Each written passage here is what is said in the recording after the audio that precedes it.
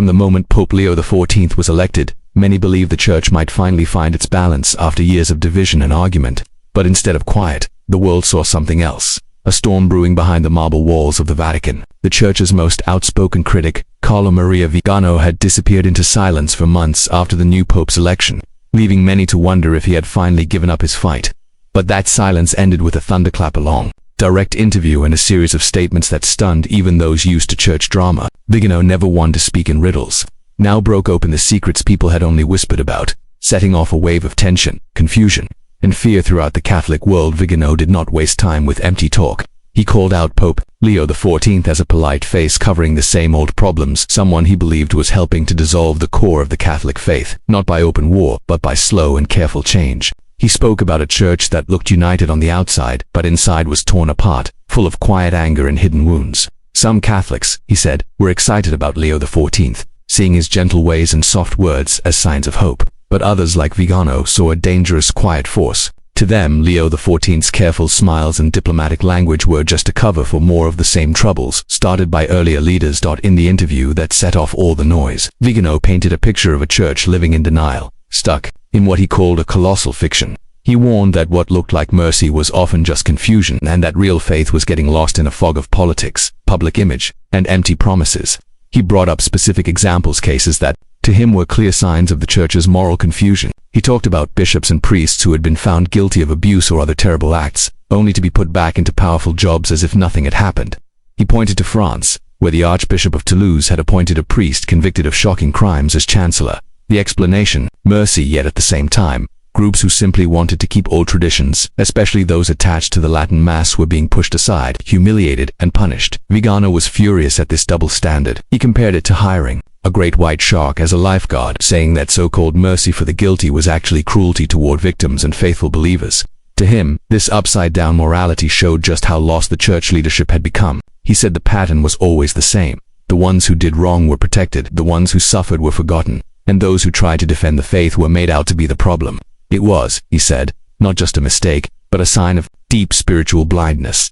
Looking at the new Pope, Viganò saw not real change, but just a different style, polite, careful, but with the same agenda underneath. He said Pope Leo XIV was continuing the same modern ideas as his predecessor, but with less anger and more charm. Instead of open arguments and harsh words, there was now diplomacy, smiles, and a lot of handshakes. But the direction, according to Viganò, had not changed at all. He described it as the human face of modernism, borrowing a phrase from the history books to show how, even when leaders look gentle, they can still be taking the church down a dangerous path. The danger, Viganò argued, was that most people would not see what was happening.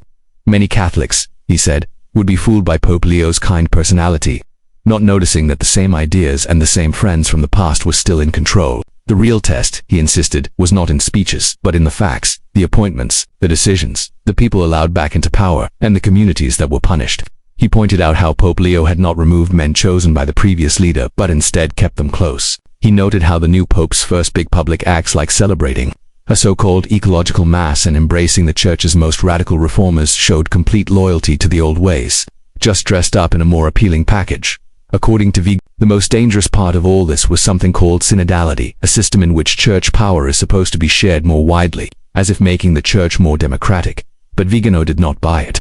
He claimed that sin was just a trick, a Trojan horse that would destroy the spiritual heart of the church and turn it into a soulless machine run by a small group of elites. Instead of true leadership, he warned, the Pope would become just a figurehead, while real power would be hidden in committees, lobbies, and secret deals. He warned that these changes were not just about rules or meetings, but about the soul of the church itself.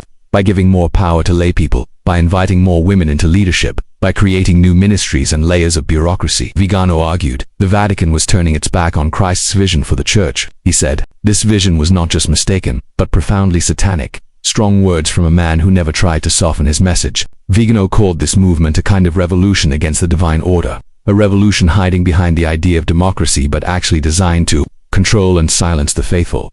He compared the process to what happened in the Revolution, when the old king was overthrown and replaced by a regime that promised freedom but delivered something else. In the same way, Viganò said, the new system inside the church pretends to listen to everyone, but really just delivers the decisions already made by the powerful few. Synodies, he argued, were nothing more than staged events with results, rubber-stamped as the will of the people, but in truth coming from the top. Viganò didn't stop there. He dug into the real-life consequences of these changes, describing how the new church structure was hurting faithful Catholics. He spoke about the rise of selective mercy, where priests with troubled pasts were given new chances, while traditional groups were pushed out. He accused church leaders of putting their image first, worrying about public approval and global agendas instead of real faith and justice. The new pope, he claimed, was too close to the world's most powerful politicians and organizations, even taking part in flashy events with celebrities and senators. As Viganò described it, the church was slipping into a state of moral confusion. Scenes were explained away or covered up, old traditions were mocked or ignored, justice was replaced with empty gestures, and most worrying of all, those who tried to speak out for real faith and for the forgotten victims were treated as troublemakers. Silenced or driven out. Viganò's words were not just a complaint, but a cry of alarm. He called on Catholics to look past the polished speeches and photo opportunities, to focus instead on what was really happening to the faith. He said that every act of compromise with the world's ideas was a step away from the church's real mission. To him, the only hope for the church was to return to its roots, to the teachings of Christ and the long line of tradition, and to stop chasing the approval of those outside the faith. He also offered a warning. He remembered the words of Jesus to Peter, "I have prayed for you, that your faith may not fail," as both a call and a source of hope. For Viganò, the time for illusions and easy answers was over. He urged every Catholic, from the highest bishop to the newest member of the flock, to open their eyes to the truth and stand up for what is right. As the story spread, people across the world reacted in different ways. Some were angry, saying that Viganò was stirring up trouble and making things worse for everyone. Others saw him as a hero, finally saying the hard truths that everyone else was too scared to admit. But whether people agreed with him or not, nobody could deny the power of his words. The church, which had tried so hard to look united, now found itself at a crossroads. Inside the Vatican, tension rose. Supporters of Pope Leo tried to downplay the criticism, saying that the church was simply adapting to a changing world. They argued that mercy and dialogue were more important than ever, and that Viganò's focus on the past would only keep the church stuck. They pointed to the new pope's careful style as proof that real reform was happening, slowly but surely, and that the church needed to reach out to more people, not push them away. But for those who shared Viganò's concerns, these arguments rang hollow. They saw a church that was losing its backbone, becoming too worried about image and too quick to compromise on what really mattered. They worried that, behind the friendly face of Pope Leo XIV, the same dangerous trends were continuing, only now harder to spot. The fight was not just about policies or personalities, but about the soul of the Catholic faith. Viganò called for a reckoning, a clear moment of decision. He said the church had to choose, keep trying to please those outside, or return fully to Christ and tradition, no matter what it cost. Every small choice mattered.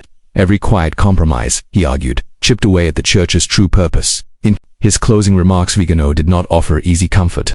Instead, he called on everyone to stay awake, to question what they saw and heard, and to defend the faith with courage. He reminded people that real hope did not come from leaders, policies, or programs, but from returning to Christ, to prayer, and to the deep truths that had always guided the church.